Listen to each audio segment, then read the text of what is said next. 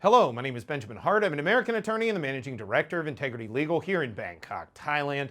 As the title of this video suggests, we're discussing the LTR, so-called long-term resident visa. Don't mean to sound like a broken record. It does not provide residence. It does not provide lawful permanent residence. Here in Thailand, it's basically sort of a long stay visa. It can be issued with, effectively, if used correctly, you can get 10 years of validity out of it.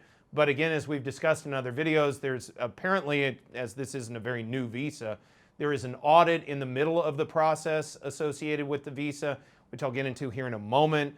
And again, there's a lot of ambiguity surrounding this thing. I've been a bit standoffish about this. One, it was made up out of whole cloth.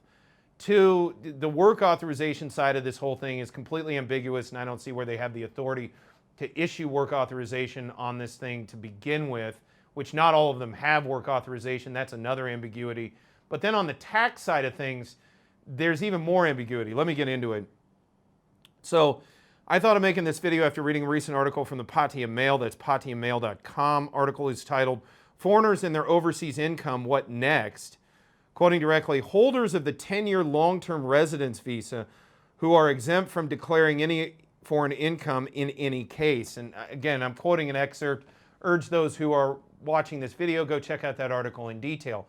But yeah, that's not my understanding. It's my understanding they've stipulated to a given tax rate. It's 17% if I remember off the top of my head. And then the other issue becomes, well, what is foreign income? And okay, you may be exempt under this LTR scheme from having to factor in money you may have made offshore, but that doesn't really matter anyway because it only counts, for lack of a better term, if funds are coming into Thailand. Again, if this jurisdiction has physical, if you will, territorial tax jurisdiction over the money.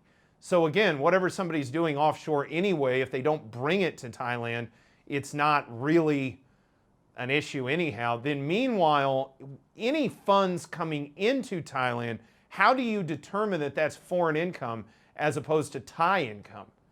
Again, any foreign remittance, bank wire transfer, PayPal, anything that comes in from overseas, again, how do you determine that that's exempt? Again, this is just one of the reasons I have been a very hesitant to just sort of embrace this whole new scheme with open arms, because there's a lot of, there's a lot of, for lack of a better term, there's a lot of holes in it. It's like Swiss cheese or something. It's not real clear, where the boundaries are with this thing. And quite frankly, a lot of the explanations I've heard are not overly convincing. So that being said, the thing to understand and take away from this video, the LTR visa may be a great fit for you. And if it is, feel free to contact us. We've assisted a number of folks with the LTR visa, but also understand there's a lot of ambiguity, and in my mind, there's quite a bit of nebulousness going on